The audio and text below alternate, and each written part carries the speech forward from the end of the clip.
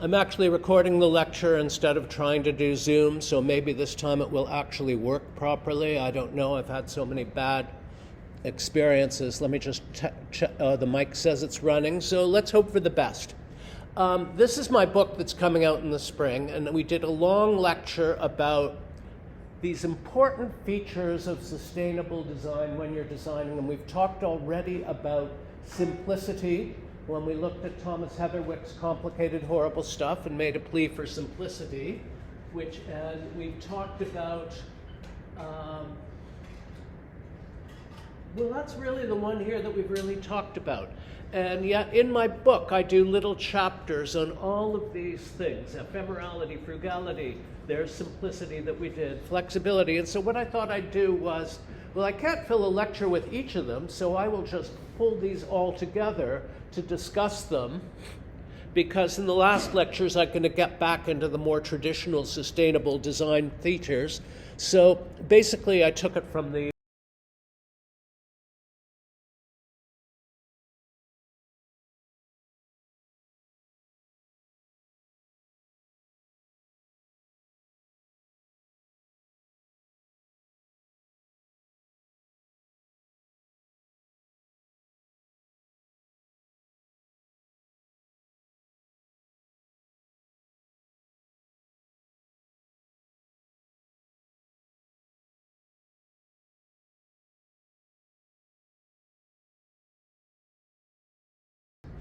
and it's all natural materials except for the floor, which is concrete. It's all wood, it's all reeds. They even brought in thatchers, traditional English thatchers who do thatched roofs, and the cladding of the building is in thatch, which has an absolutely incredible negative carbon footprint, and the walls are thatch. And so this is all very low-tech materials, using traditional materials in non-traditional ways to build a building out of natural materials. But building out of wood and building out of these materials does not have to be low-tech like that. The Toronto firm Partisans, their first big job was this guy Josephson, who's head of it, building a sauna for his very wealthy dad. And so they've got an island in Georgian Bay, and they basically took a CNC machine and they built this sauna out of carving it all out of the wood and putting it together and building it in a box on Georgian Bay. And they went on to do their next big job in Toronto, which I strongly recommend you visit, which is Bar Raval on College Street, and it's stunning. And what they did here is they've designed this whole thing, and they've carved out this wood using CNC machines, computer numeric controls, basically computerized. They do the design and computerized drawings, and then they carve it all out. And the detail is extraordinary. And this is in College Street, Bar Ravel. Strongly recommend. Great food too, but just have lots of room in your credit card. It's expensive. The same firm is going into housing, and they're doing this amazing building at Victoria Park and Lawrence, which is mass timber wood building designed by Partisans. It's all the things that I talk about in buildings. It's got single loaded corridors, so you get through ventilation, a big center courtyard. Instead of an ugly courtyard, you've got a big walkway outside your building, outside where you can sit, naturally ventilated, you can see. So, this, I'm raving about not the material, but about the design, but I'm making the point that you can do almost anything now, including mid-rise buildings like this out of wood. And some people do a terrible job of it. They use way too much wood. I was in this building in the UK where you just looked up and said, what, this is a one-story building. Why do you have these giant beams and these giant slabs of wood? And the answer is the architect wasn't very good. The building was first bid out and the contract price was too high, so they put it out to a general bid, and the lowest bid came in, and it was these guys, and they did a terrible building, I think. And I went from it to this, which is done by the best architects working with wood, Waugh Thistleton Architects. And here you see the wood looks very small. They're using what's called LVL, laminated veneer lumber, where thin layers are together. And these were the first architects to do wood high-rise buildings. And they tell me that they've got their wood content, the volume of wood, down to 40% of what it was when they started building with wood 10 years ago. I think I talked about wood construction earlier in the term, so I won't spend too much time on it. And this building is elegant, and the columns are relatively small, and these are the masters of building a wood building. I saw this one under construction the last time I was in the UK. It's an old theater facade, theater in the basement, and wooden mass timber on top. So you can do almost anything with it. There's the architect in front of it, Andrew Waugh. Not a good picture, sorry. When I was in England, I also saw you don't need to make things heavy out of wood. This is the most remarkable building. It's a house, and it's all made out of this extraordinarily lightweight I-beams that you buy, and these things usually, Joyce run the other direction, but he ran them this way, so he didn't have to have a beam in the middle, which would have needed a crane. And so it's marvelous. I felt this building was so light, it would have to be nailed down or it would blow away. Marvelous use of lightweight technology. So wood can be a lot of wood or a little wood. I tend to say use as little as possible. Other materials that are natural when we're talking about materiality are straw. This is a house that was built of a straw bale system called Comcon, which is made in Latvia. So it's kind of silly to ship straw from Latvia, but that's what they did when they could have gotten it at the next field. But it's got to be properly cut, properly engineered, properly packed. And so that's what they did, and this whole house went together in 2 days. And I went to visit in the spring, and it's glorious inside. It's high ceilinged, and the architect brought in, the architect owner, this guy, he brought in plasterers. He wanted natural plaster, not drywall. And so this is how the wall went in the inside, where you can see the straw panels, and this is the finished wall, where you can see the curve all the corners, so there's no hard edges of plaster, because the walls are very, very thick. So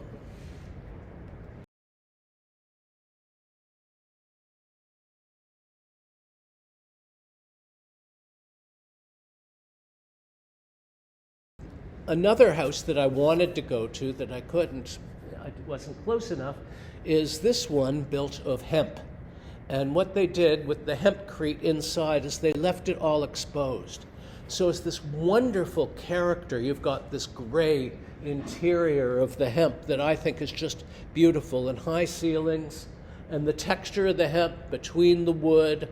This is like negative carbon, this whole house, because you cut the hemp, you mix it with a little bit of cement, and it stores the carbon in the hemp. And the outside panels are made of a corrugated pressed hemp that is really quite lovely to look at. Very, very expensive still, but lovely to look at. Now, I could talk for a whole class about wood. I think I did near the beginning of the year. I went back and I had a lot of slides and showed you the different materials. But in this class, I'm going through all of these things, so it's going to be brief introductions. Yes? I've noticed a lot of the buildings you're showing are either kind of larger urban buildings or residential rural buildings. Is there any reason there's not prevalence of this in urban residential buildings? Wood? Yeah, because the technology is so new. They just started building out of the mass timber in Austria 25 years ago. They first building in the UK 10 years ago. There are 3 buildings in Toronto. There's a wood tower going up in Parkdale right now. There's George Brown College on the waterfront. There's another building on Atlantic Avenue. But the building codes just changed to even allow it. Until 5 years ago, you couldn't have a building over 3 stories built out of wood. Now they can go up to 12 stories. And so it was waiting for the building codes to change. There was a problem of supply. Now there's a big factory in Quebec, there's a major factory making it, and there's a major factory that just opened in Tillsonburg. So it's taken time to catch on, but it's going to catch on very big because the city of Toronto is now asking people about embodied carbon, and they're going to have to answer questions. The next thing I want to, the next characteristic for design, yes?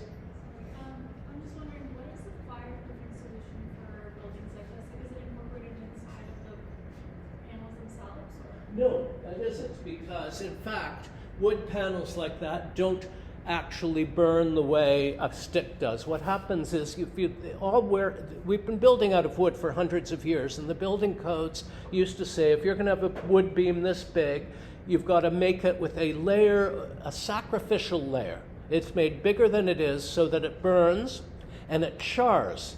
And the black carbon char is actually an insulator. So once it chars to a certain degree, it no longer burns. It provides its own fire protection. So these buildings, they're all tested they're blasting fire at them and seeing, how long does it take to get the char, and how much does the char protect it, and they've got all the numbers on all this. So they're determined that they're pretty safe. Steel melts, so if you've got steel, it's all got to be fire protected. And concrete actually doesn't survive heat either. It actually bursts off the steel. I was in Denver and I saw all these concrete basements of houses that had to be demolished because the steel had been destroyed. Anyhow, the next characteristic is one of my favorite, which is I can't even pronounce it, ephemerality, which is developed by R. Buckminster Fuller in his book Nine Change to the Moon, where he said, the idea is to do more and more with less and less until you're doing everything with nothing. And a great example of it, I think, is the iPhone. To think about what ephemerality is that 25 years ago, we had Radio Shacks. And you can look at this ad from 1995 for a Radio Shack, and it's got computers, and it's got VHS camcorders, and speakers, and phones, and phone answering machines, and hard drives, and cellular phones. And every single function in this whole shop, we now can get in our phone.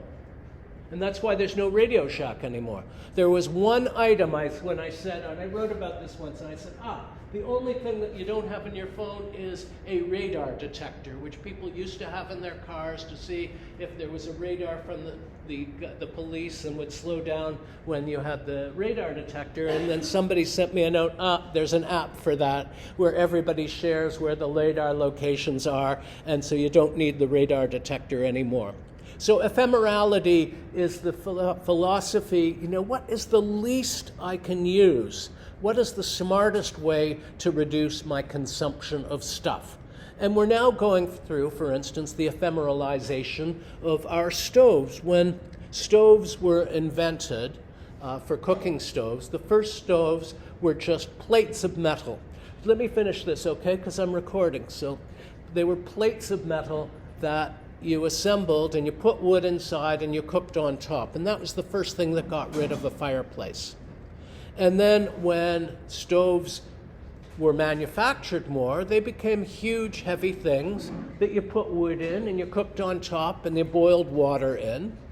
And when electricity came, of course, everything was put together in one unit because they were put into one cord. And so the electricity for the stove and for the oven together.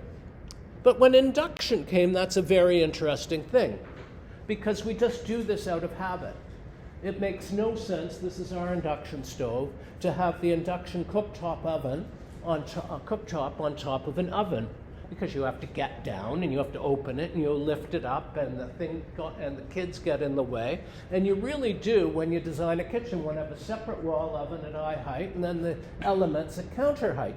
They shouldn't be together. And then when you have a modern induction range, what you've got is all the heat of the oven And the electronics of the induction are all like electronic, and they don't like heat. And so putting everything together is functionally actually a problem. And designers are actually thinking about this now. Like if you've got an induction, you probably have either a separate or built-in. But these Italian designers, what they're doing is they're actually hanging the elements on a wall.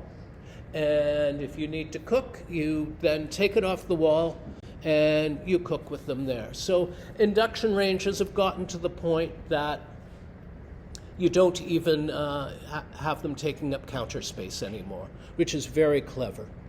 And our electric wiring is being ephemeralized right now. There's 500 pounds of copper wiring in your house. And what is it running? In almost every case that you can think of, it's going through a transformer to run something electronic, except for your washing machine and your dryer and your stove. Everything's running on low voltage. So this company is now basically wiring people's houses that you just get all your electricity through computer cables. And in a few years, it will just be USB cables. There might be one outlet to run something big, but because all of your lighting is low voltage now with LEDs, and all of your electronics and your computers, everything is low voltage, so that pretty soon all of that wiring that's got all copper, which copper is in short supply, it's all going to disappear, and our houses are all going to be USB outlets. It would be now, except things are so slow in changing. So that's the principle of ephemerality, of designing things to use as little material as possible. And that's why Bucky Fuller designed that geodesic dome he's famous of, to use and close as much space as possible with as little material as possible. The next one that I think is very interesting is frugality. And you may not have heard of Carlos Ghosn, who was the head of Nissan cars and Renault, and he got in trouble in Japan, and he got arrested in Japan, and then he got smuggled out of Japan in a suitcase, in a giant sort of band case, the kinds that musicians use, and smuggled out that, and now he's living in Lebanon. So his career as a car CEO, manufacturer, is over, but he had these features. Nissan made the most popular cars in Asia and in Africa because he followed these principles of frugality, which was, robustness. India has a harsh environment with extremes of temperature, so you have to build something that works in any temperature. Portability. It's a big country with lousy transportation, so you want small products. And de-featuring, this is the most interesting one. Like my late mom's car was a Toyota Echo from the year 2000, and I rode it, and I drove it until 2020 for 20 years. And it actually had crank windows. And how many cars have crank windows anymore? Almost none. And yet it's simple. It doesn't need motors. It doesn't need expensive parts. And de-featuring is, feature rationalization, ditching the junk. What do you need? What do you not need? And getting rid of everything you don't need is a principle that, as all designers, obviously reduces what goes into it, reduces the cost, reduces the carbon. I won't go through all of this, but basically it's simplifying a complicated, expensive process by going smaller and simpler, and giving additional functions to existing products. Now, it's very interesting. This became, frugal design and frugal engineering became very popular in India, and everybody was trying it with cars and everything else.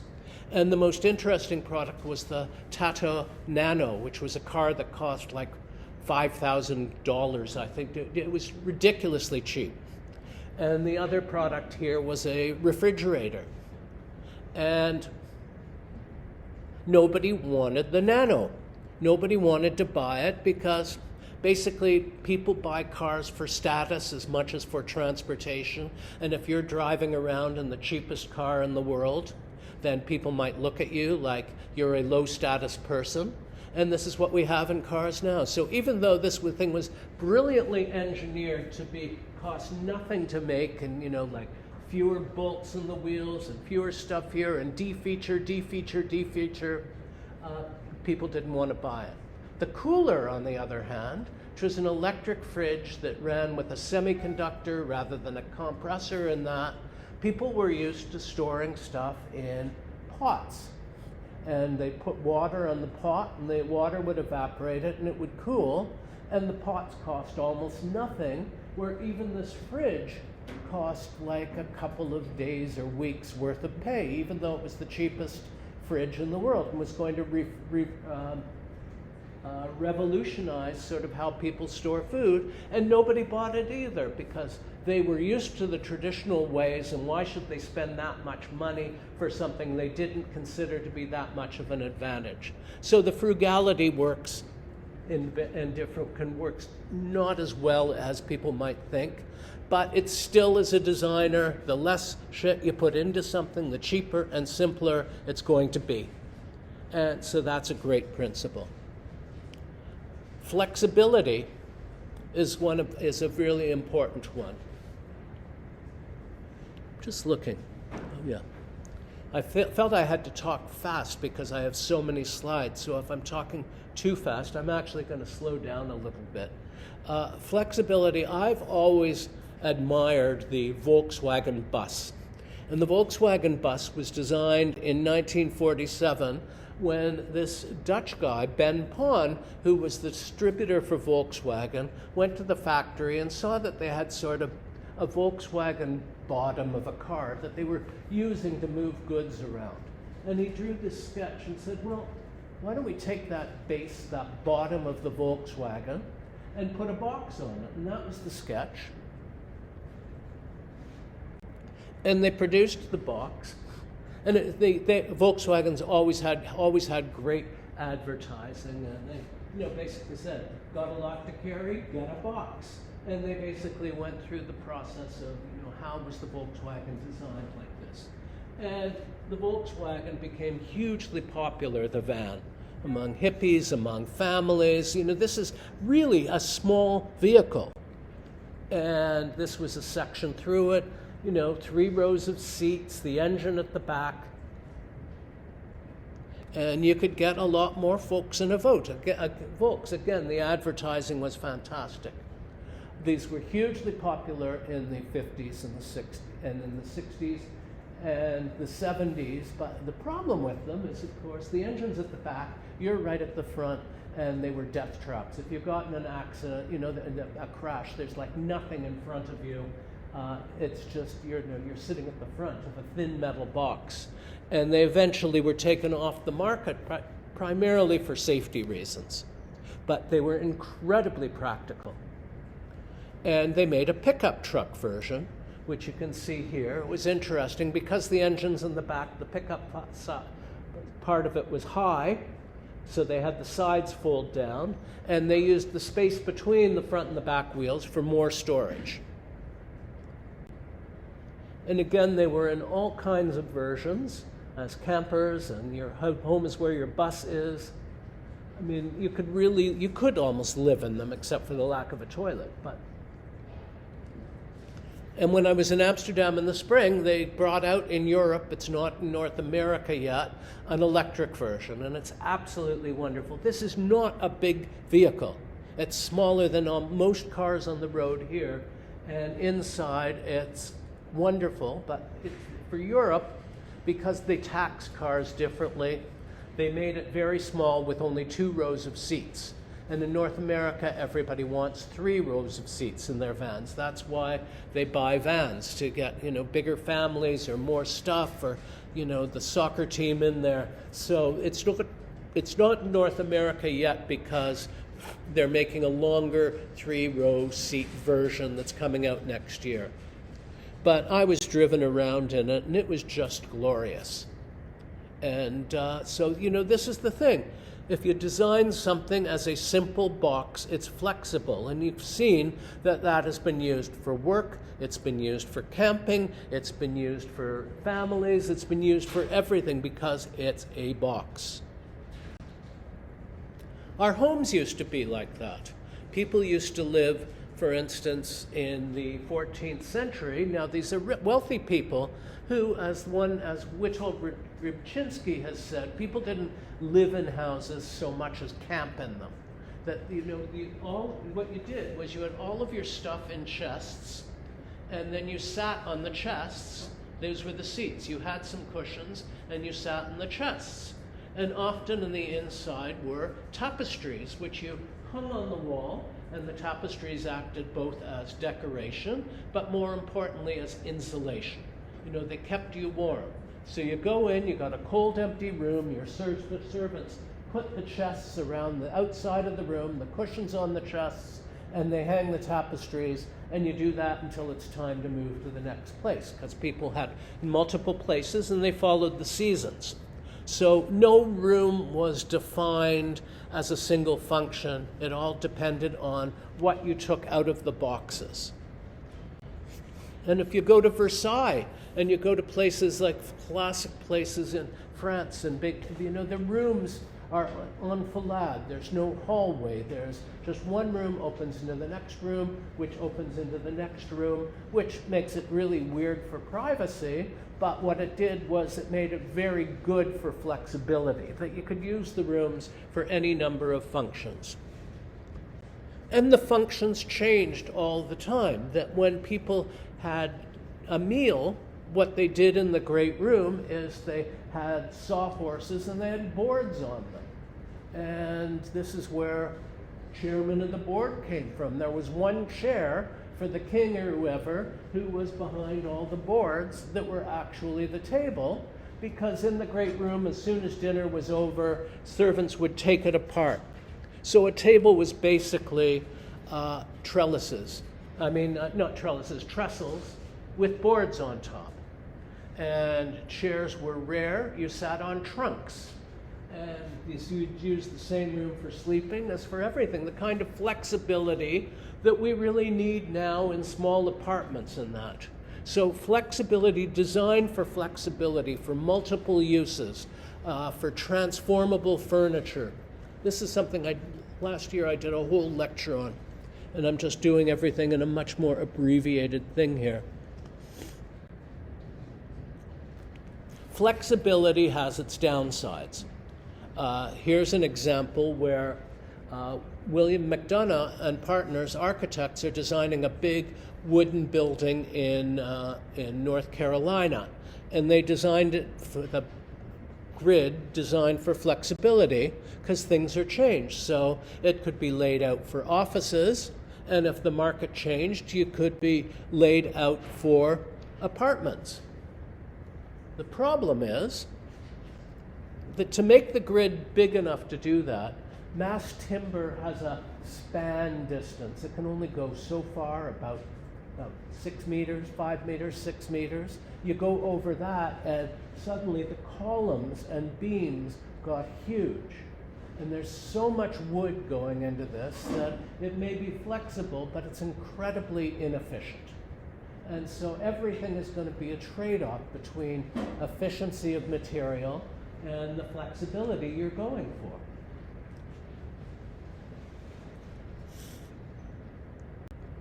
The next thing that I'm not going to talk about today, because all next week's lecture is going to be about circularity, about waste, about garbage, about recycling. Next Wednesday, the 15th of November, is what in the States they call America Recycles Day, which is a joke holiday that was set up by the makers of beer bottles and disposable cans to train us all to recycle, which is basically doing their work. And this is such a big issue for me that I said, well, the class falls on America Recycles Day, so the whole next class is going to be basically the story of garbage, the story of waste, the story of circular economy, the story about how the plastics industry has hijacked the circular economy. It's a fun class. I do hope you'll come. How are we doing?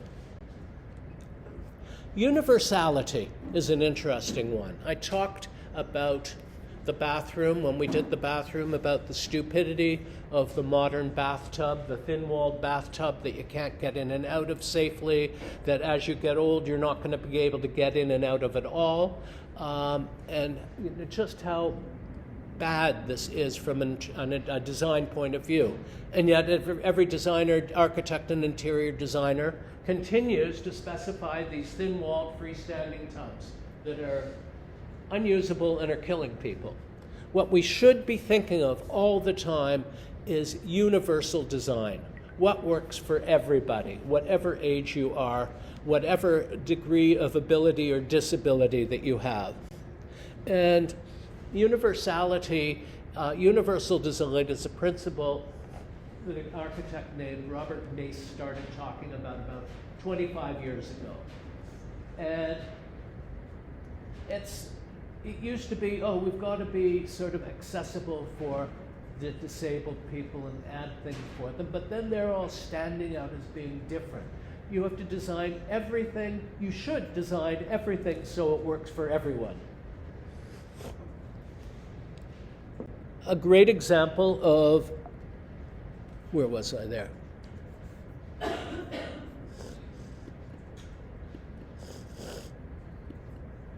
Why are you doing this to me? Why can't I go backwards? Anyhow, I was showing the streetcar, the new Toronto streetcars that are very low. If you remember the older streetcars, you had to go up all of these steps because all of the gears, all of the motors, everything were underneath.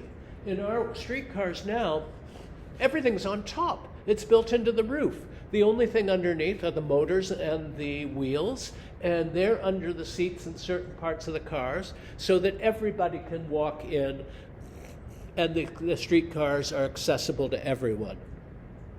The next principle is flexibility of use. Now this is the Good Grips potato peeler, and this is a very interesting product. The guy who designed it had a history of working in appliances, and he was fairly wealthy, and his wife got arthritis, and she couldn't use a potato peeler. And so he decided he would design a potato peeler that anyone could hold with a soft, big, grippy handle. Potato peelers used to look like this, and then he went through all of these iterations of design and ended up with this. And he brought this out. He developed it, and he thought, okay, we're going to start a company, and we're going to sell this stuff for people who have arthritis and can't hold the appliances. And they called the company OXO, and he brought out this potato peeler, and it cost 5 times as much as a regular potato peeler. And he immediately thought, well, we're not going to sell very many of these because they're expensive, and so only people with arthritis will buy them. And what happened is they flew off the shelves, because if any of you have ever held one of these things, they're horrible. And they hurt your hand, and if you're carving a number of potatoes, they're really awful. And you use this, and you can go all day. And OXO took this principle, if it works for my wife, it'll work for everyone. And OXO became one of the biggest manufacturers of kitchen stuff that you can buy. And if you go into any store now, you'll see OXO, and nobody sits there and looks at this and said, oh, this is designed for people with arthritis. They realize it's designed for everyone. And this is how you have to think about design. Like Mr. Farber, who developed this, that basically if you design for people with this kind of problem, it makes it easier for everyone. Simple and intuitive, designing things that anyone can understand. Simple and intuitive for anyone to use. And it's funny, when the iPhone came out, nobody thought it was intuitive. Everybody thought it was an idiotic design. I said at the time, nobody's going to buy a phone without a keyboard. These symbols, I talk later, people, Steve Jobs made them all look like skeuomorphs, I'll talk about later, so that, books look like a real book, and notes look like a real notepad, and the buttons were all 3D to look like buttons, because he wanted people to be comfortable with it. Well, now it's intuitive for everyone, right? Like my 4-year-old granddaughter can do everything on the iPad that I can. And it's become, but like intuitive design that you just look at it and you know how to use it. You want everything to be intuitive. Perceptible. Can you understand it just looking at it? It's like intuitive before. The design must be able to show users the most important information that will lead to the effective use of the product, device, or environment. So, a great industrial designer developed the T4 thermostat for Honeywell, this round thermostat that is still produced 50, 60 years later because it was so intuitive. You want to get warmer, you turn it up. You want to get cooler, you turn it down. When all of the digital electronic thermostats and setback thermostats came out, nobody could figure out how to use them. They were impossible. They were like programming a computer, and they were not perceptible. And nobody ever changed the temperature with them. Nobody ever had the setbacks. It wasn't until the Nest and the EcoBees and others came out where they said, how do we design them so people will use them? And guess what? They're round. And they're round because they want us to think of that Honeywell thermostat that was so simple that it was round. They want it somehow for thermostat, round means I understand it. It looks like a thermostat. So this was one of the great industrial designs. Tolerance of error. This is a very interesting one. Things should be designed so you can fuck up and you won't get hurt. That, things can go wrong. People make mistakes all the time. And things have to be designed properly. Battery-powered tools are relatively new as batteries got more and more powerful. And a few years ago, they brought out these really tiny, like this big, chainsaws for cutting small branches and things. And my neighbor, who's a contractor, came over to help me with a small tree I had to take down.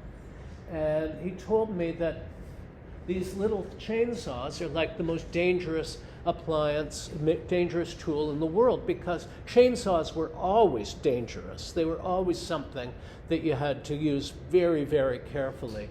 But these little ones, you're just carrying it around, blah, blah, blah, and you accidentally hit the switch and they instantly go on because they're not like a chainsaw where you're pulling or things like that or plugging in. They've got the battery, and the rate of injury from this chainsaws were so high that they had to recall every single one of them and redesign them so that there were like 2 switches, that you couldn't get the chainsaw to work unless you with 2 hands grabbed both switches at the same time, because so many people were like gashing their legs and taking off their arms with things that when you have none of the limitations of either pulling the cord or having to go plug in an older electric one, when it was just a battery thing like that, they were going off all the time. So tolerance of error is really important. Low physical effort. Kids and old people, this is why lever handles are now the standard. If you've got arthritis, if you've got a problem, it's really hard to grab a knob and turn it. A lever handle, you just push and it's great. When I was an architect, I hated lever handles because unless you bought really expensive ones, they drooped. They always were not straight after a little bit of time. But they fixed that. And now, nobody should be using round knobs anywhere. Size and space for approach and use. Their drawing is, of course, if you go in the TTC, there's going to be that extra wide gate where you can get the wheelchair in. But they also talk about, we're going to design our houses to be totally accessible with 4-foot wide corridors. When I was reading this was in Imperial, an American thing. Wider doors and wider corridors. But what are they doing? They're building the same detached house in the suburb when the first thing that goes when you get older is your ability to drive. So great, they've designed this house in the suburbs with wider corridors and people are stuck there. This is a whole thing that's going to be a huge problem for my generation in 10 years. That you're going to have all these old people who can't drive, who are stuck in their suburban houses, and And there's so many millions of us that it's going to be a huge problem for all of you. And they're making the wrong design decisions. Like, that's the reason I live where I live, is thinking ahead. I've got 3 grocery stores and a doctor all within like a 5-minute walk of where I live. But most people are just thinking, oh, I'll move to a house with a big garage and have everything on one level. And that's the wrong way of thinking. This bicycle, did I talk about this bicycle before? This bicycle was designed, in the spring I went to Gazelle in the Netherlands, and they make my bike, which is at the back, and they make all these bikes that look like normal bikes. Actually, I talk about this at the end. I'll talk about this later. But this is a bike that was designed for older people, people with disabilities, and I looked at it and I said, this is an e-bike for everyone. Resilience. Resilience, or resiliency, as I said here, because all of these words end in Y, and I thought I'm writing the book, they should all be words ending in Y. I prefer resilience to resiliency, but there it is. What happens in our current houses if there's a problem? If it's a house built like a normal house with drywall, you've basically got to gut the house. Because there's a friend of mine in Florida who designs resilient houses says, why do they call it drywall? Because when it's dry, you've got a wall. As soon as it's wet, you've got mush. You've got nothing. It's terrible, terrible stuff. And people used to know this. People used to design for resilience. I won't go through all resilience systems for needs. That's too complex. But when in Florida, if you go to some of the museums and the museum houses, sort of their versions of Black Creek Pioneer Village, you find that the walls were made of cypress wood. And the thing about building walls out of cypress wood was when they got wet, they dried out, and you still had a wall made out of cypress wood. And now what you want to do is insulate with materials that dry out. You want to design it with panels where the lower bits of it can be taken off so that you can get at the wet insulation. You want to build a little bit higher if you can. Other people, there's so many creative things designers can do, so we're not using drywall. And this building was designed by Ron Thom, one of our best architects that ever lived in Ontario. And look, do you think it's concrete block, it's painted block, nice? You thought about a pattern, thought about making it nicer. But, building's 50 years old. And it doesn't, I think, feel 50 years old because it was designed by a good architect out of resilient materials. Real plaster on lath instead of drywall. It's expensive, but it's lovely. It's adding an expensive material. This little house in Paul Rudolph in Florida had grass cloth on the walls because he tested, and the grass cloth, which was on top of wood, dried out really nicely and wasn't a problem. In my own cabin in the woods, I have no interior materials at all. I have the back of the plywood, I have the studs, and basically it's decorated with books. Books between studs, that's the whole thing, because I dislike drywall so much. Very talented architects doing this very high-end house in California, and it's all poured rammed earth and concrete block, exposed block, and it's totally, anything can happen there, flood or storm. My own office at home, because as I said, I dislike drywall so much. I should have spent more money on an architectural block that lined up like this or had a better finish, because this really looks like my office is in a basement. I left the concrete block, and just a few dollars more, and I thought about it, I could have made it much, much nicer. But ceiling plywood, back wall plywood, everything plywood, the idea is it's resilient. So what did I do? I showed the picture of the bathroom. I brought in a cabinet maker, and they made all the stuff I put into it out of particle board. And I should have added the picture here of what happened when I had a wet towel sitting on the floor next to the sink up against the particle board. It just wicked up all the water, and now I've got a big black stain where, you know, it was the wrong material in contact with the ground in the basement. Dumb move. If you think resilience, you've got to think about everything, not just the design of the space, but I should have thought about it with the millwork too. Things that used to work for resilience, like shutters. 300 years ago, you had shutters. What did they do? They provided security. They provided resistance to storms. You could open the window inside and still have fresh air while not having people jump through your windows. They could work in 20 different ways. And what do we do with shutters today? Like, they're decorative junk. I mean, they don't cover the window. They don't even open. They're just nailed on there. Shutters are incredibly useful, and a lot of people in Florida, again, are putting storm shutters on them. And so shutters are, again, we have to think of the resilience. They're not there for looks. They're there for function. This was a tough one, which is satiety or enoughness. How much is enough? It's really important that we start to have discussions about what is a socially acceptable level of consumption. If we have people that have massive amounts of excess energy consumption, they'll make the climate much worse for everyone else. You know, it's one thing, go spend your money, I don't care. But if you're spending money buying a ton of concrete and stuff that's putting carbon dioxide into the air, that affects you and me, not just them.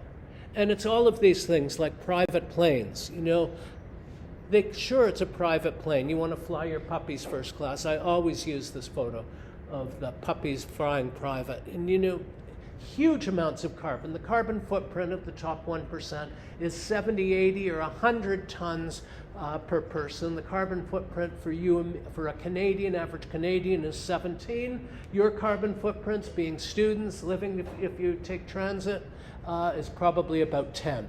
And you know, what do you do here? A lot of people are saying maybe it's time that we need carbon rationing. That you get a budget of carbon of so much a year, or maybe so much a life. I saw one estimate that for us to go below 1.5, we should all have a 40-ton lifetime carbon allowance. And remember, I said some of the rich use 100 tons of carbon a year. So maybe then, you know, someone who doesn't use 40 carbon can sell their carbon and make money selling their carbon ration. But at some point we're going to have to start thinking about how much carbon are you entitled to put out there to emit. So, you know, rationing was done a lot in the world in the Second World War. And as they said, rationing meant a fair share for all of us. You know, what's fair when it comes to carbon? And so this is a major question.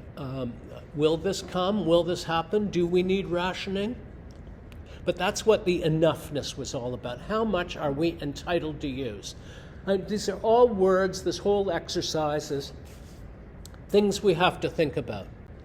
I did electricity last week, right? We did this. If you were here last week, you saw me talk all about this graph, so I'm not going to talk about electricity today. We did it. But there's a thing about electricity that we have to start thinking about, and that's intermittency.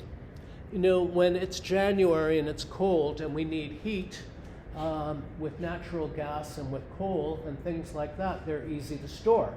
And so we can use them, and we get heat in the winter when the sun isn't shining. But as we know with renewables, the sun doesn't always shine and the wind doesn't always blow. I mean, it does somewhere on Earth, and eventually we're going to have high voltage direct current cables running all around the world so that we can get our electricity from the Sahara Desert at night in Canada, but they're not there for a while yet.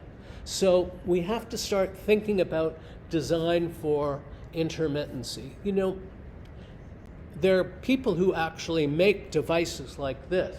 This is a SunAmp water heater full of a phase change material. So you put solar generated heat into it or electrically generated heat when the power is cheap, like in the middle of the night, and the phase change material melts, and then when it hardens again, you basically can draw the heat out. And this is actually a hot water heater that you melt all this stuff at night while you're asleep, and when you get up in the morning to take a shower, it just will heat that water by the phase change material. So this means that, if the power goes out for a little while, it doesn't matter. The passive house that I've talked about many times, with its very thick walls, it's great for intermittency when the power goes out. In 2014, there was a major power failure that the power was out for a week, and the passive houses, they never cooled down. The power was out. This power was out for days until finally the heat was turned out. In our house, which is a really drafty old house, when the power went out for 3 days, we were lucky, only 3 days, within hours the temperature started dropping. By the next day it was almost the outside temperature. And when you look at what our electricity and our fuels are used for, a lot of our uses could be treated intermittently if we designed the systems properly. Refrigerators and freezers can hold a lot of stuff for a while if the power is out for a short time. Space heating as well if the house is properly insulated. In the commercial sector, they're used to this all the time. Industries get told electricity is in short supply, you have to turn it down right now. The Ontario Hydro, when we buy our electricity, it has a much lower rate at night and in the shoulder times because they want to encourage us to shift our use to those times. Do your washing and your drying of clothes in the middle of the night.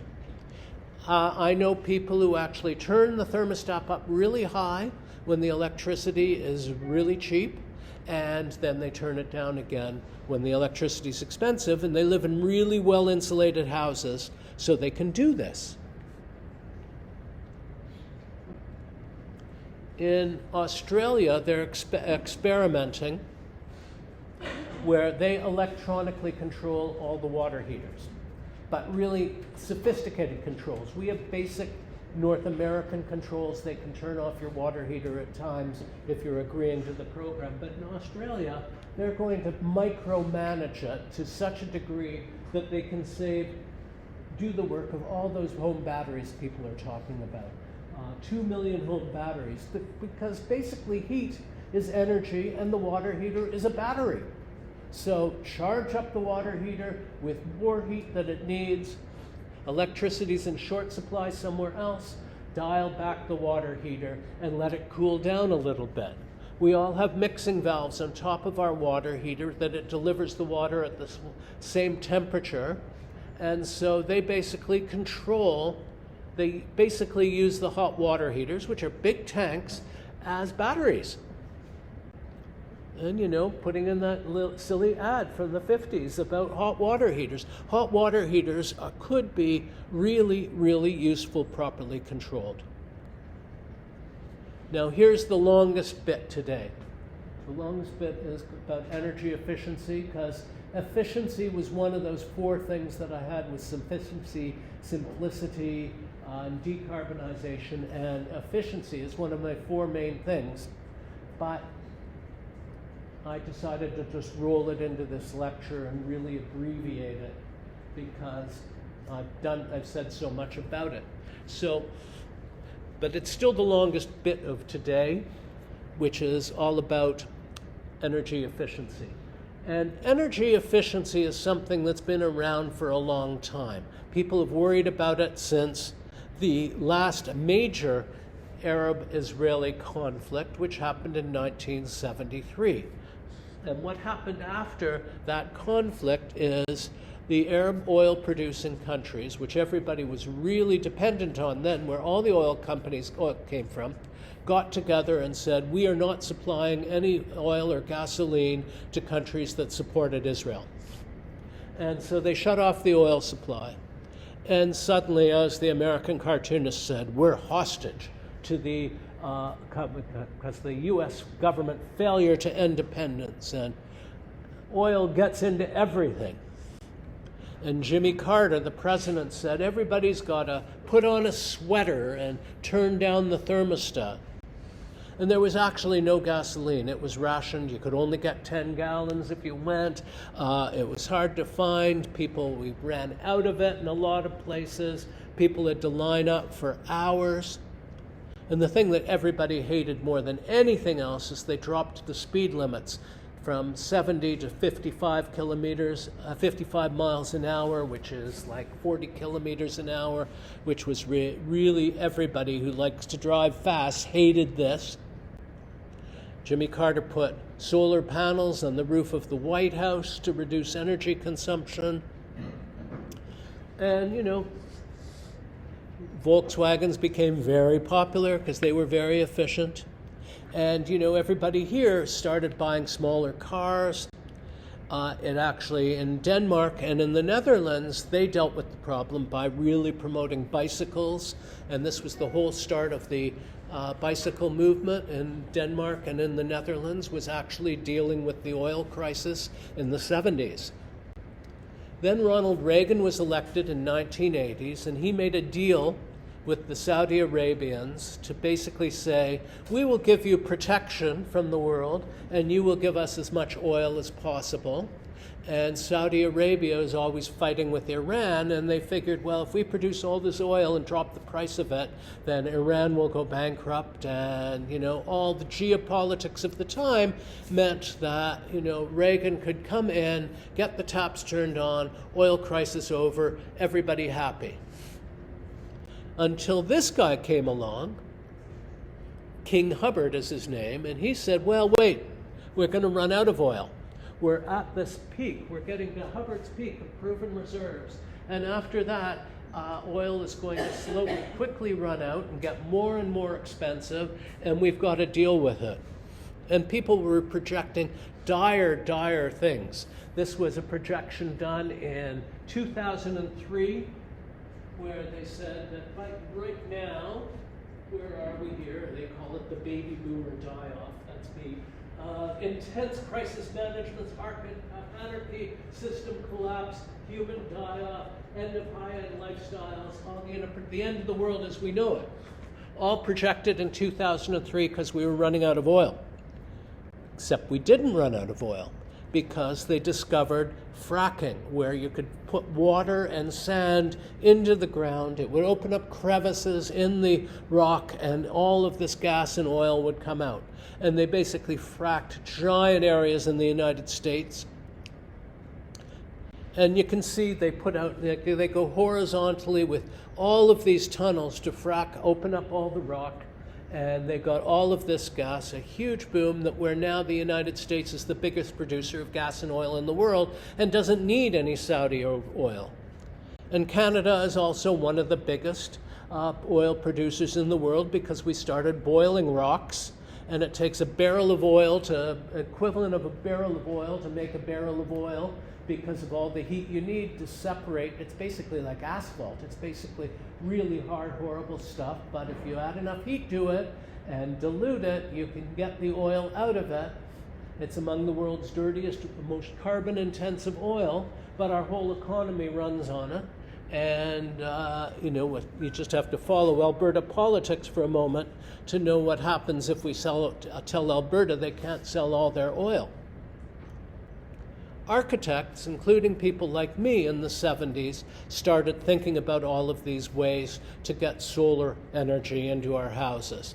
And we'd carefully design them with windows, with the winter sun, which is low, would come in deep, and we'd build walls, like stone walls inside houses to absorb the heat.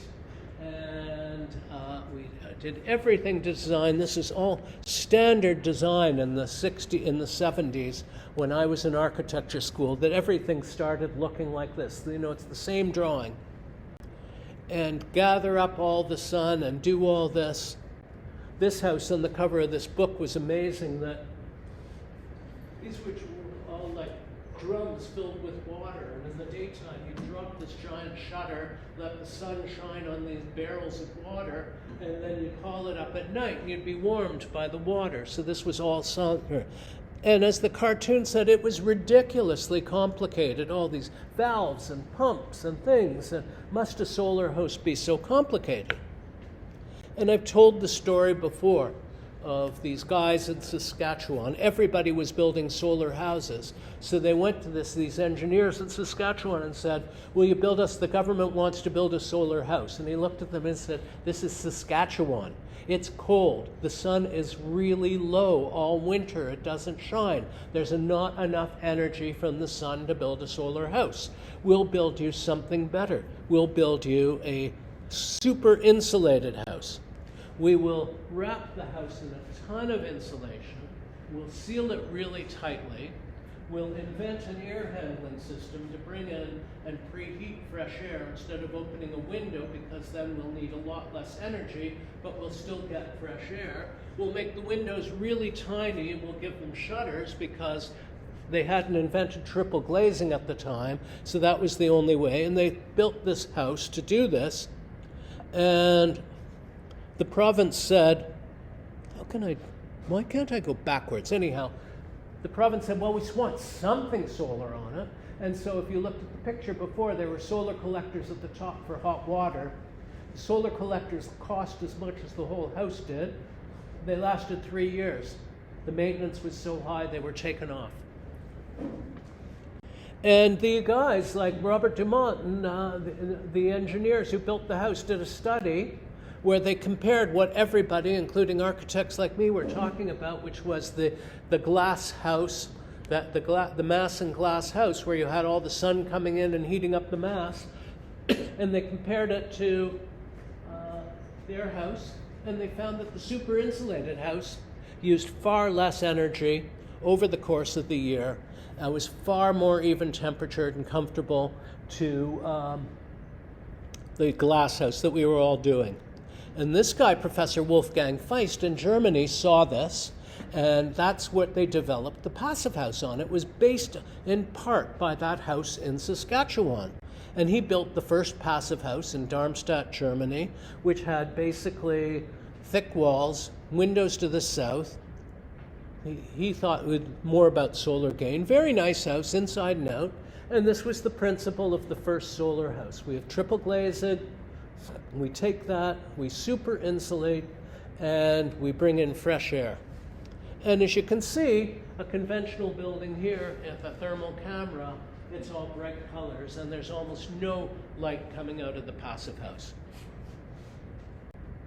And 5 years ago, they recognized Harold Orr's work. So there's Harold Orr, who built the first house, getting an award from Wolfgang Feist for that. And that was the genesis of the passive house. And for years, I was not a fan of the passive house. I was talking about build like Grandma used to do. We want high ceilings, we want natural ventilation, we want all of these things. And I just finally realized, what should we be building? Should we be building like Grandma's house or like passive house? And I became a devotee of the super insulated house rather than the more traditional technologies that I liked before. And, had to go explain this to the passive house people, why I changed. And I won't go through all of this. I've talked enough about it. What time is it? We're losing people. Well, anyhow, passive house, nobody liked them for a long time because they were more expensive, but they're getting cheaper and cheaper all the time as people get better. And so these are the cost premiums over conventionally designed houses. You can see at some points it was up at $18, and now it's down at like $3 a square foot. These are feet, not meters. Sometimes it's even less because you don't spend as much money on the mechanical systems. If they're designed right, they don't have to cost more. And I liked them because, for a while, because they did cost more, it was hard to sell. Because people would say, why should I spend the money? And so I would write articles like this and say, well, they're more comfortable because the walls are warm. It's luxurious to be comfortable. And everybody was selling them on quiet and comfort because you couldn't sell them on energy savings until the Ukraine war started, and the price of fuel went through the roof, and suddenly everybody's talking about, well, gee, we have to save energy again, which we haven't for decades. And, because natural gas was short in supply in Europe, and prices were going through the roof on fuel prices were going through. You got Emmanuel Macron starting to tell everybody to wear turtlenecks. It was like Jimmy Carter all over again. Put on a turtleneck sweater and turn down the thermostat to save energy in France. In Germany, they had to start digging coal in great quantities again because they didn't have the natural gas. But in the long term, it helps. We need security, affordability, and sustainability all pushing in the same direction, which means we design our buildings to use less energy. We need to buy. That gives us warmth, and it gives us security. And he was saying the great energy price spike will lead to energy savings. And after winter comes spring. The oil shocks of the 70s resulted in progress in energy efficiency. Today's crisis will have a similar impact and help speed the shift to cleaner and more secure energy future. Well, he may be dreaming there. Americans will just frack for more gas, and Alberta will just happily sell us more oil. So who knows? But that's the story with Passive House, and how energy efficiency is the best renewable source. And, in the UK, I'm repeating myself, they're still worried here about shortages of gas in Britain, which has some of the worst houses in the world, really crappy, poorly built, leaky houses, and they're going to have a real problem. Showed that before. The other benefit of Passive House in Canada and the States is they have air filters. You can get fresh air without opening the windows, which makes a big difference in indoor air quality. I mentioned in an earlier, when I did a whole lecture on health, that they're better for air quality when we've got COVID and things like that happening. The benefits all are a healthy environment, enhanced environmental control, energy efficiency, more resilient when the power comes out, and they're now affordable. My favorite chart is done by is the SER framework. And the SER framework is really, I think, a summary of it all. That what you want when we do anything is we want efficiency, improving efficiency in material. We want to use renewables for our power, reducing environmental impacts. And the one that I keep saying over and over and over again, which this was the first chart to get in, which is sufficiency. How much do we really need? How big a place do we really need? The great line from the Australian philosopher is, without sufficiency, efficiency is lost because we just keep getting bigger and bigger houses, bigger and bigger cars. I'm sorry, I need a piece of Kleenex. I need to blow my nose. I will be back in 30 seconds. I just have to get something.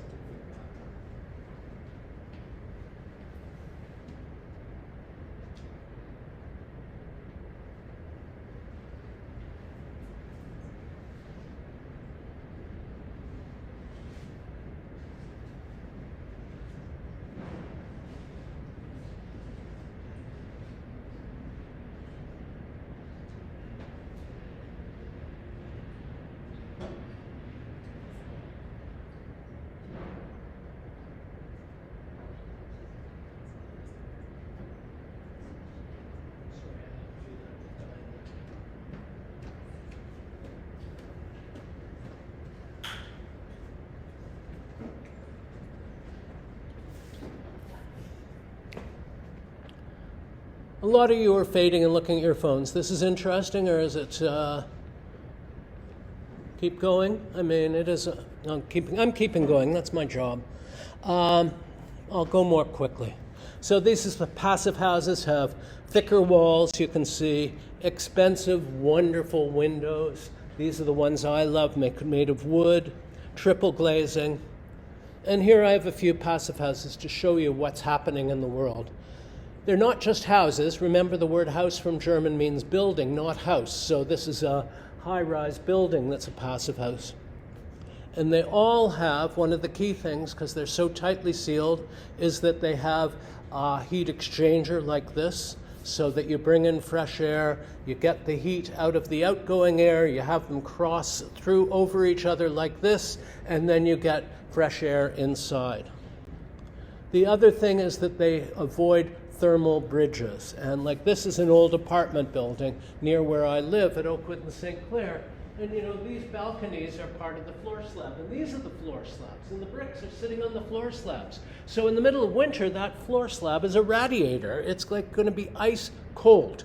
And so in many new condos with glass walls and with these thermal bridges, you can't use the first meter of the apartment in the wintertime because the floor is too cold, and the glass is too crappy, and the cold is falling off the glass.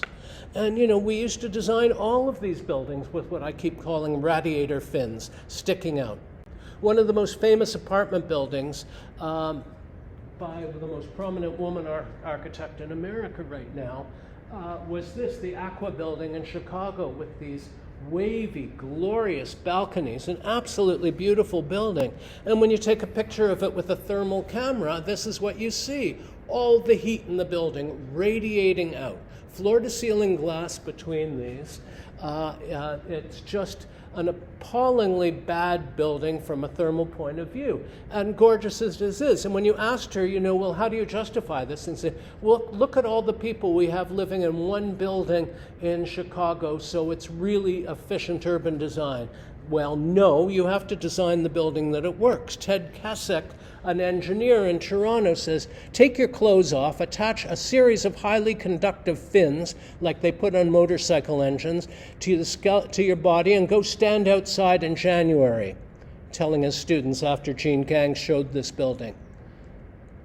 Tell the person who's dressed for winter they are boring and practical, but, you know, they're at least comfortable. You know, she's doing this exciting building, but it's uninhabitable, and the energy is terrible.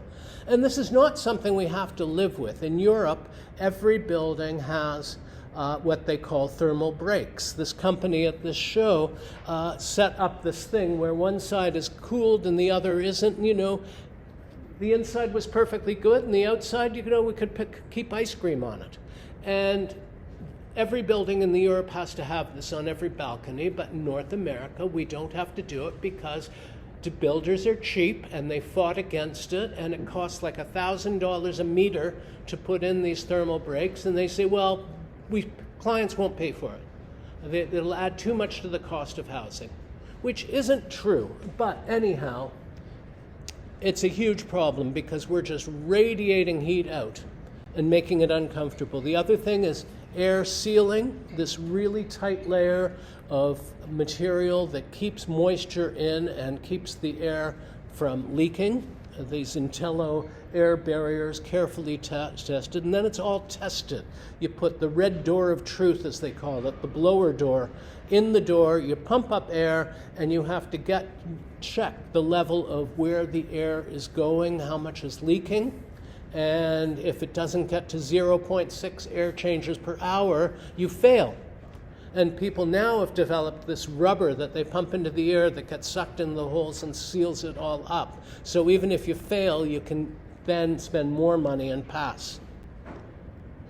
So like this was the joke of it before, which was basically, you know, in the 19th century we heated with that, with the 20th century we heated with tech, and with the 21st we just keep warm with insulation. I'm not going to go through all of this, which is the history of why we have two passive houses in North America. There's the PHI Passive House Institute system, and then there's what's called PHIUS, the Passive House US.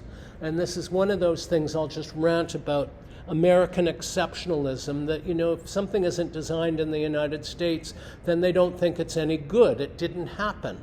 So, for instance, they didn't like Passive House from Europe because they said, well, America's colder or America's hotter, or when really, you know, it's just that America isn't metric. And so there was this big schism, this big fight, and now there are two Passive House organizations. And when you're trying to sell something like Passive House, it doesn't help when people look at you and say, well, why are there two of them? And it's one of my major, major beefs. This was the house in Ottawa that caused the problem, that first caused the split, that this woman certified this house as having passed, and someone else in Montreal, who was also trying to build the first passive house in Canada, said, wait a second, this house can't pass, look at that. And she'd fudged the documentation, had done something terrible, and yet got thrown out of the whole organization in Germany and started this split, which has been a disaster. And that's American exceptionalism. This is a community. This is Vauban, which shows you what happens if you design a community around passive house, but also other social principles. It's all sort of an inner courtyard, no cars on the inside, cars on the outside in the garages. Beautiful, everything became gardens in the middle. Kids are playing in the middle. Every building has solar panels on the roof. They generate all their own electricity. They could have done it as townhouses, but they firmly believe that apartments are a better way to have, so nobody should own the ground. And so that when you have people in apartments like this, everybody shares the ground and shares the resources. And they've all got like exterior balconies, like I showed in that new building in Toronto, high-tech handling of everything. I don't want to spend a huge amount of time on this. But solar and everything. And again, you see the huge benefits that when the temperature goes up and down day and night, passive houses just stay there. And when we had that huge, huge storm, when we had no power for 10 days in Toronto and 3 weeks in parts of it, the people who had passive houses survived them very comfortably. And the trick from the design point of view is to keep it simple. The reason every time you do a jog, it's a problem. Every time you do a bump, it's a problem. So simple, sometimes ugly, sometimes getting used to, simple. I'm racing through these because you're all bored. And again, thermal cameras show that no heat is getting out of them. There's a firm of architects in, there's the bird again. A team of architects in Maine who do these wonderful, simple, elegant houses where it's all a matter of proportion. Bye, bird. And, they just do everything beautifully proportioned in simple boxes. And their houses are wonderful, and they don't cost any more than normal houses. And they're passive houses and passive house office buildings. Again, the issue is windows. How do you deal with windows? So here you can see there's little wood panels. They wanted a bigger opening to look good, but they couldn't do it for passive house, so they designed the window with that panel beside it. And they're very pleasant offices. Passive house office building in Vienna. Passive house townhouses in outside of Vienna that I visited. Lovely.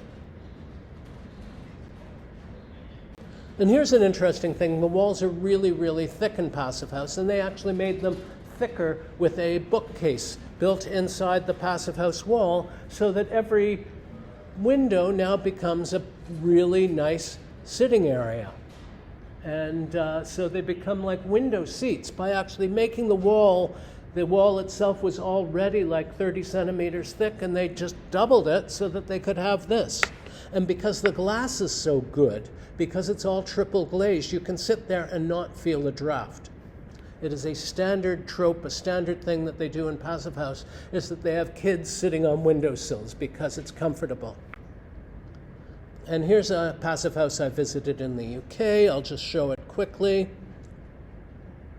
This is called a self-build that they do a lot of in the UK, where people build their own houses. And this guy just did a podcast. He runs a podcast on building your own house, and he just did one looking at all the mistakes he made in this house 5 years later when he's looking back. And I was in this house, and I noticed a few of these mistakes. Like I said, that exhaust hood that pops out of the counter is never going to work in your kitchen. So it doesn't. What are the other mistakes that I caught?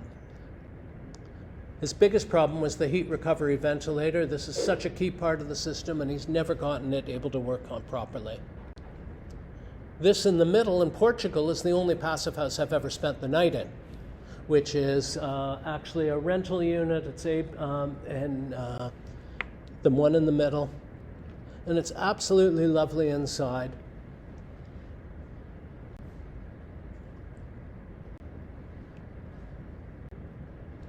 Bedroom in that. You know, the only radiators are the towel bars in the bathroom. That heats the whole house. These guys also, the architects of that, also did their own office, which they're in an office building.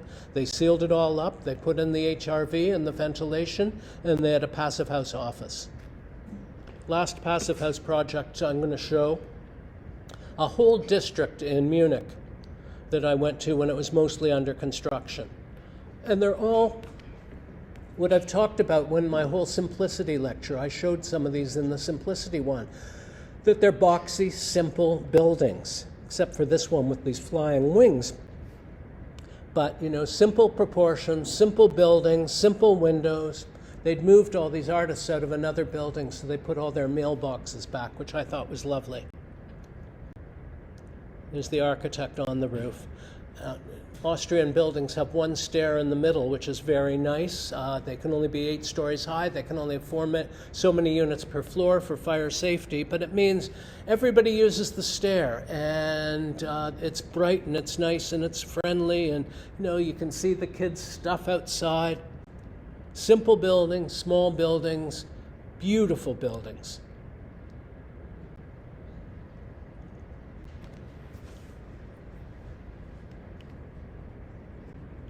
This is the other one I think I showed in the simplicity episode, so I'm going to go through, that the building was a basic box, and they just hung everything on the outside of it. So they basically decorated the shed with the balconies and with the stairways. They're clipped on, hanging outside of the building.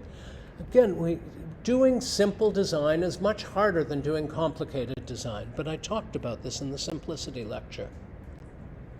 And you know, like this guy in Vancouver, the architect of this building doing the first passive house building in Vancouver, thought, oh, the windows are too small. What'll I do? So he footsed it all up, tchotchked it all up, you know, with like colored panels here and different materials there, and all of this different stuff, because when you looked at the drawing, it just looked like this is going to be boring. So they basically go and they make it more complicated than it had to be, because they were afraid of simplicity. We mustn't be afraid of simplicity. These are just more shots of it. Its air filter. This building in New York, they were totally flipped out about simplicity here, about, oh my God, the windows will be too small. So basically, they developed the ribbons of windows with the different kind of panel between them, because they thought, oh, you'll read all of that as window. They were afraid of how small they thought the windows were when they drew the panels. And then they treated all these with a special paint that it was supposed to shimmer in the sunlight and look different. And they did all these things to sort of break down because of what they were afraid of, the simplicity.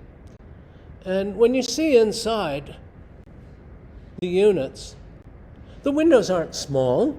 The windows are great. They're more than enough. But from the exterior, architects are so obsessed with the exterior that they design the windows from how they look on the outside instead of how they work on the inside.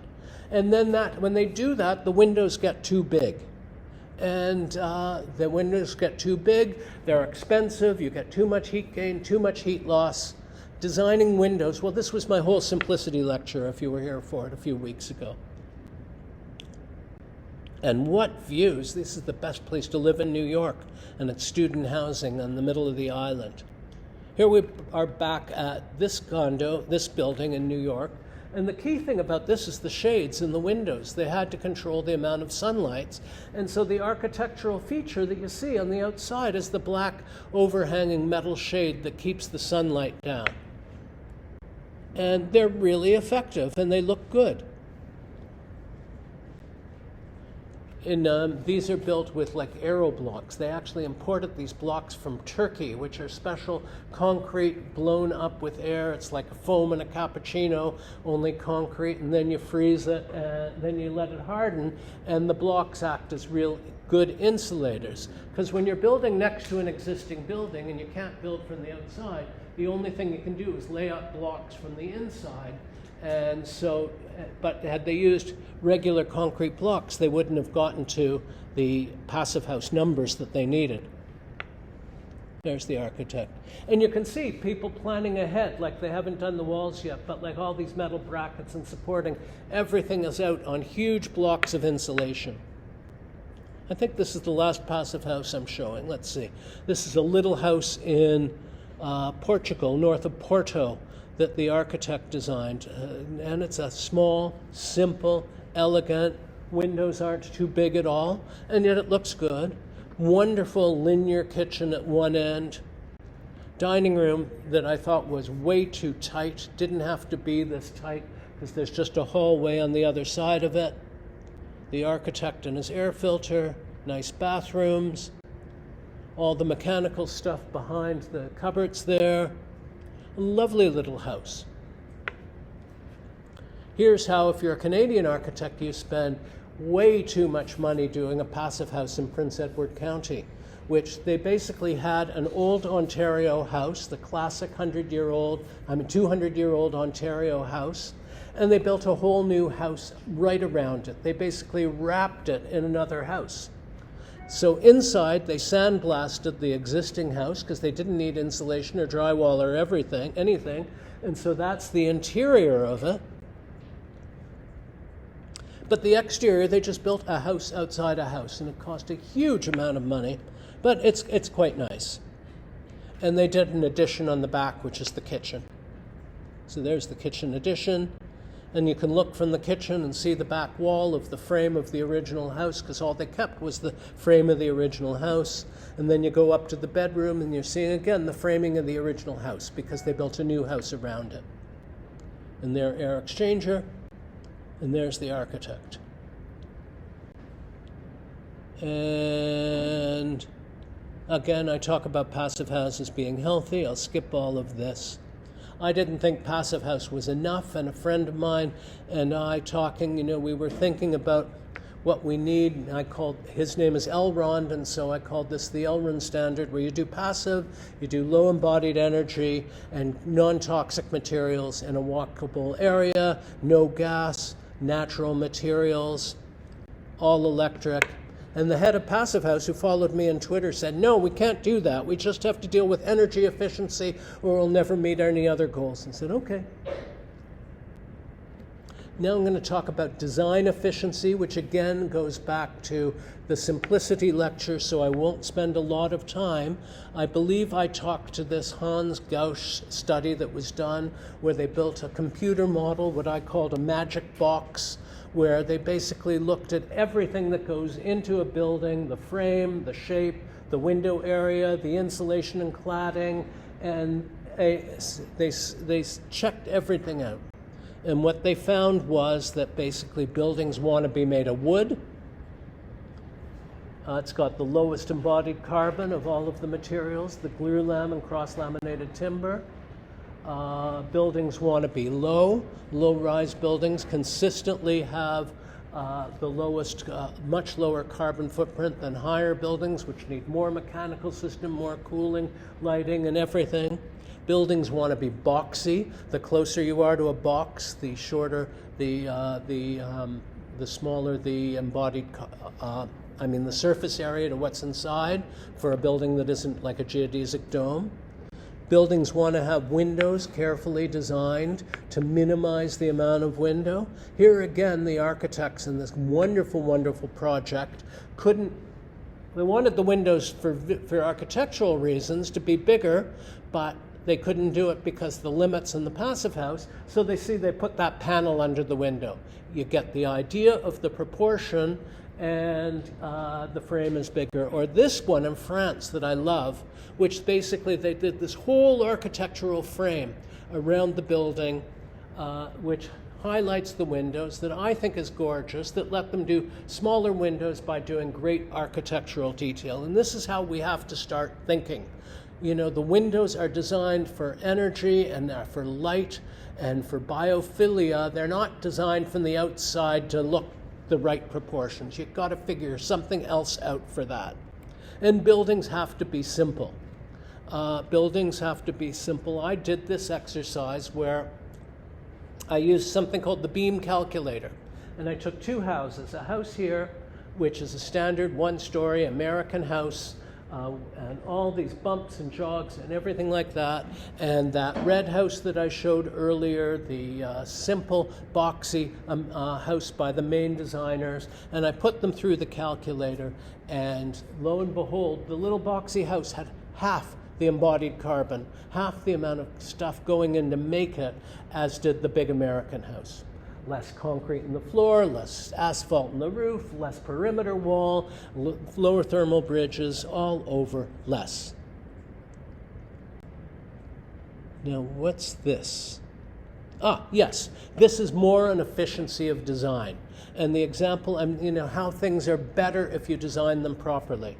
When Steve Jobs brought out the iPhone, everything, as I mentioned on that earlier, the notepad looked like a notepad.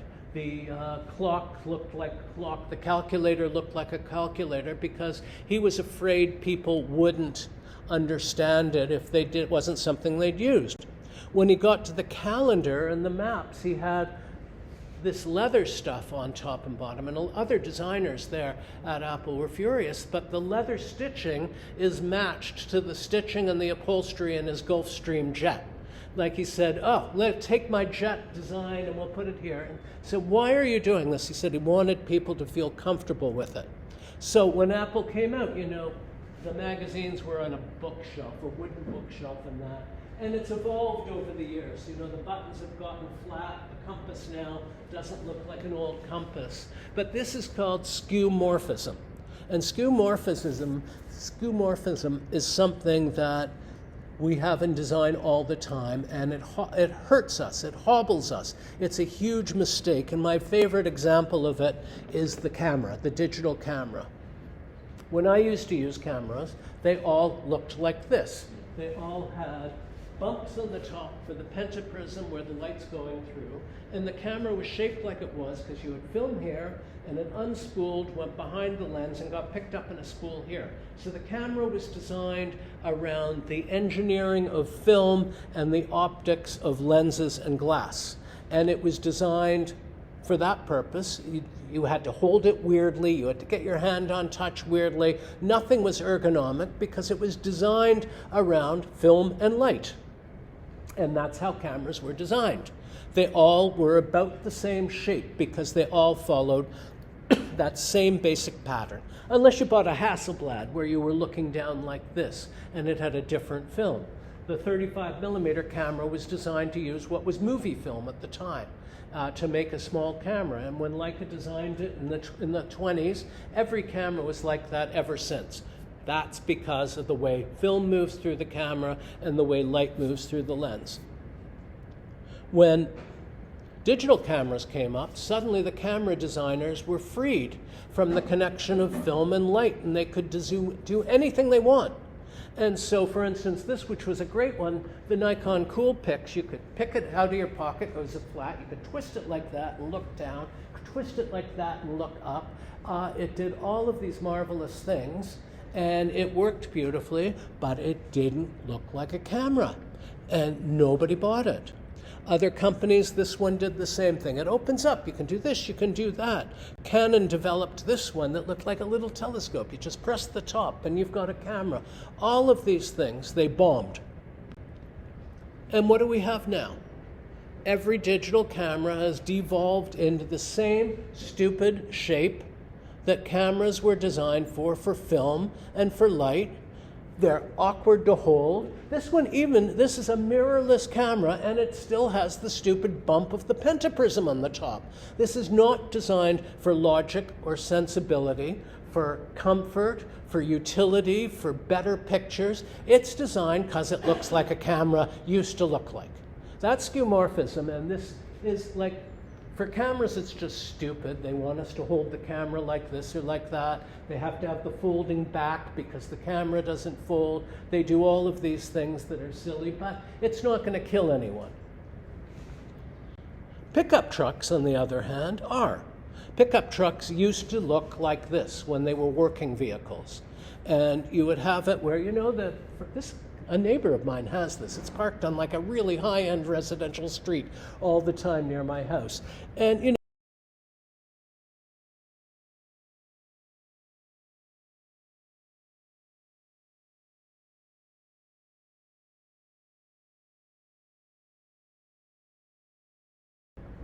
So how did we get to this, where pickup trucks look like this? That's my car next to it. You know, my car isn't even as high as the tailgate of the thing. Pickup trucks got huge. They became toys, and they're killing people in great numbers. They kill twice as many people as regular cars. They kill everyone they hit because it's this big flat wall that just stops you dead, and you often get taken underneath. When in Europe, if you look at all cars, they all have low front ends. You roll on top. You maybe break your legs or your hips, but you roll and the hood absorbs the energy, and you live. And so this is why people who get hit by European-style cars live, and people who get hit by pickup trucks get chewed up in that grate of the grill. And, you know, they're terrible things and shouldn't be allowed. And this is what happens when you look at a European designed, I saw this in North Bay, Ontario when I was there, where a European Ford Transit truck was parked next to an American Chevrolet. And this truck is designed with good visibility. You can see someone in front of you. This truck is designed, you can't see anything for like 9 meters in front of you. I posted this on Twitter, and I had 10,000 people just calling me every name that you can possibly imagine. Americans love their pickup trucks, and I'm a wimpy, metrosexual, whatever then you wouldn't believe the names that they called me. And but the thing is they love their trucks, and when they go electric, what do? They have the exact same front end. And what's in the front end? Nothing. Air. They've got like 400 liters of what they call a frunk, a trunk in the front. And you open it up and that's what it is. And the stupidity of this, they say it's very practical to have a trunk that you can actually seal up, but the stupidity of it is that there's no regulation and they're killing people.